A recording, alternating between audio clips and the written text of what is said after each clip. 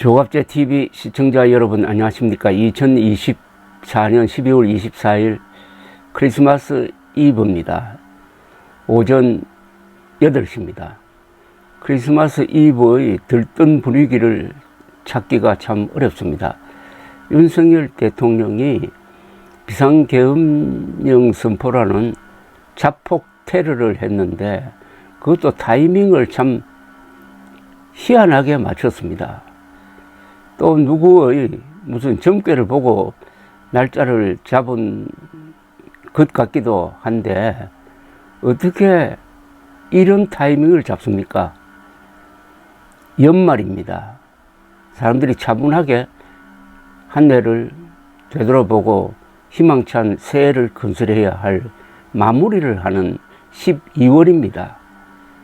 그리고 미국에서는 어디로 튈지가 모르는 트럼프 대통령 후보가 이제 취임을 한 달 남겨놓은 시점이었습니다.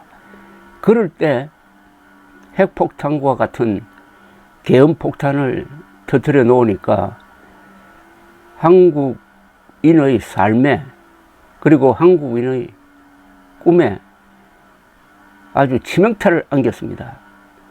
전방위적인 피해를 준 점에서 이것은 일종의 정치적인 핵폭탄입니다. 정치, 경제, 문화, 예술, 여행, 외교, 안보에서 아주 돌이킬 수 없는 타격을 주었습니다.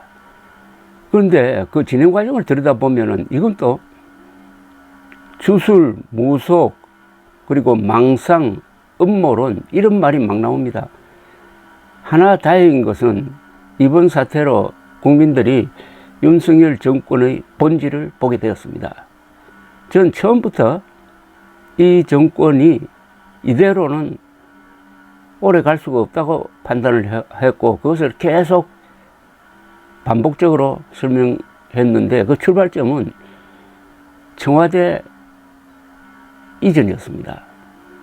아니 세상에 당선된 사람이 할 일이 많은데 제일 먼저 한 일이 나는 청와대로 안 들어가겠다는 일종의 목리를 부리는 것이었습니다. 그 다음 단계로 국방부로 가서 내가 여기서 근무할 테니 방 빼라고 했습니다. 국군을 이렇게 대접하면 됩니까? 군대 안 간 윤석열 씨가 아무런 법적 권한도 없는 상태에서 국방부 들어 방 빼 대통령실 옮기겠어. 이때부터 독재가 시작된 겁니다. 만약 미국 대통령이 이렇게 했다면 취임도 못하고 쫓겨났을 겁니다. 그런데 이걸 견제해야 할 보수 언론, 보수 지식층이 화끈하게 잘한다. 청와대를 국민들에게 돌려준다. 라면서 박수를 쳤습니다. 그 뒤에도 계속 팬클럽이 되었습니다. 이때 망조가 들었습니다. 그런데 왜 청와대에 들어가지 않기로 했느냐? 거기는 틀림없이 어떤 주술적 영향력이 있을 것이고 김건희 여사와도 관계가 있을 것이라고 생각합니다. 그런데 요사이 이 계엄 사태의 원인과 관련해 가지고 윤석열 대통령의 입에서 나오는 이야기는 대부분이 거짓말입니다. 특히 정책과 관련된 거짓말이 많습니다. 이분은 정부 또는 정보기관의 말보다는 거짓말로 돈벌이하는 이 유튜브 듣다가 그게 사실로 착각을 해가지고 거기서 부정선거가 있었다는 망상이 생겨가지고 그게 계엄령 선포로 이어진 것으로 보입니다. 그러니까 주술과 망상이 이번 사태의 핵심적인 키워드입니다. 이 정권은 주술 정권이고 망상 정권이다. 그러니까 타이밍을 잡는데 무슨 점괘나 이런 데 의존하다가 그렇게 된 건지 최악의 타이밍을 잡습니다. 과학적으로 해야지 미신적으로 하면 되겠습니까? 의과대학 정원 2,000명 늘리는 발표를 왜 총선 전에 합니까? 그렇게 반발이 예상되는 정책은 원래 선거 전에는 안 하는 것 아닙니까? 선거 전에 터뜨렸다가 결국 총선을 망쳤지 않습니까? 이번에는 새로운 미국 정부 출범 전에 터뜨렸다가 그나마 윤석열 대통령이 잘했다는 한미일 동맹관계를 뒤흔들어 놓아버렸습니다. 이제는 윤석열 대통령이 잘했다고 내세울 게 탈원전 하나밖에 남아있지 않습니다. 그러나 탈원전 잘한 거죠. 그러나 의료 대란으로 그 공적도 싹 쓸어버리고 말았습니다. 이 정권은 업적과 실정을 이렇게 대비시켜서 계산을 하면 마이너스 정권입니다. 태어나서는 안 될 정권이었다는 이야기죠. 그런데 최근에 와서는 또 어마어마한 이야기가 나옵니다. NLL에서 무력 충돌을 조장해가지고 그걸 명분으로 해가지고 계엄령을 선포하려고 한 것 아니냐 하는 이야기가 나오는데 그 이야기의 소스가 불명예스럽게 전역한 전 정보사령관이 경기도에서 점집을 열었다는 겁니다. 보살 역할을 했다는 겁니다. 그 사람 수첩에서 나갔다는 겁니다. 이건 또 무슨 황당한 이야기입니까? 오늘 중앙일보 사설이 이 문제를 잘 정리를 했습니다. 그걸 소개를 해드리겠습니다. 충격적인 NLL 북 공격 유도 메모 철저히 진상 밝혀야. 경찰 국가수사본부가 노상원 전 국군정보사령관을 수사하는 과정에서 북한의 군사 도발을 유도하는 북풍 공작 시도 정황이 포착되었다. 경찰은 노 전 사령관이 불명예 제대 후 무속인으로 활동하던 경기도 안산시 점집에서 NLL에서 북의 공격을 유도하는 메모가 적힌 수첩을 확보했다. 여기서 자꾸 무속이라고 그러는데 저는 이 주술이라고 해야 된다고 생각합니다. 이 무속은 샤머니즘입니다. 이것은 우리의 이 어떤 종교적 전통입니다. 그것은 비판 대상이 아닙니다. 주술로 갈 때 그때부터 문제가 생기는데 무속 하니까 무속인으로 활동하는 좋은 분들까지 이 도매금으로 넘어가는 것 같습니다. 다만 실제 행동이 있었는지는 아직 확인되지 않았다고 경찰은 설명했다. 한때 국군의 핵심 요직을 맡았던 예비역 장성에게서 이런 발상이 나왔다는 것만으로도 엄청난 충격이다.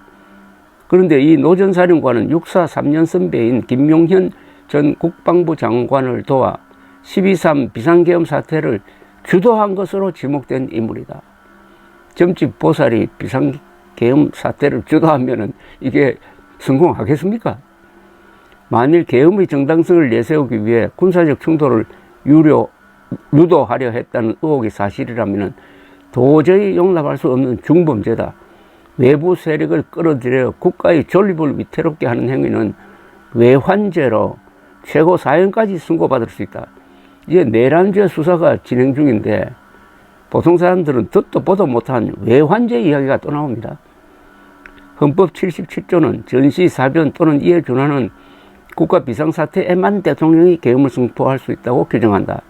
이번 비상계엄 주동자들도 북한의 도발이 없는 상황에서 계엄의 정당성을 찾기 어렵다는 점을 잘 알고 있었을 것이다.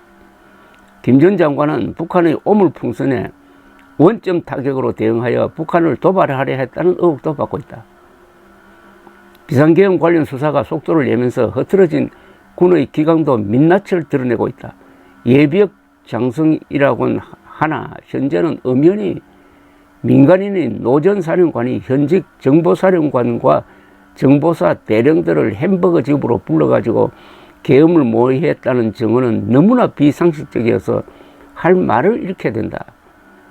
당시 모임에 참석했던 문상호 전 정보사령관은 구속상태로 수사를 받고 있다.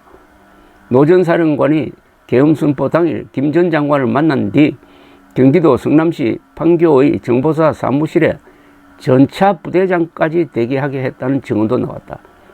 이런 의혹이 사실이라면 유사시 적진에 침투하도록 고강도 훈련을 받은 특수부대원뿐 아니라 군 핵심 전력인 전차부대까지 민간인이 쥐락펴락했다는 한 셈이다. 쿠데타 많이 하는 아프리카나 남미 같으면 몰라도 어떻게 대한민국에서 21세기 대명천지 대한민국에서 주술, 망상이 어떻게 군대를 움직일 수 있느냐.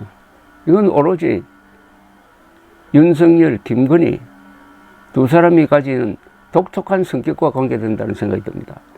노 전 사령관의 수첩에서는 국회 봉쇄와 사살, 정치인, 언론인, 종교인, 노조, 판사, 공무원 등 수거 대상이란 메모도 확인되었다. 수거란 표현은 체포를 의미할 것이다. 일부 대상자의 실명도 수첩에 적혀 있었다고 한다. 아무리 계엄 상황이라도 뚜렷한 범죄 혐의가 없는 민간인을 체포해 신체의 자유를 박탈하는 건 반헌법적인 행위다. 특히 삼권분립의 한 축인 사법부 판사의 체포는 과거 군사정권 때도 없었던 발상이다.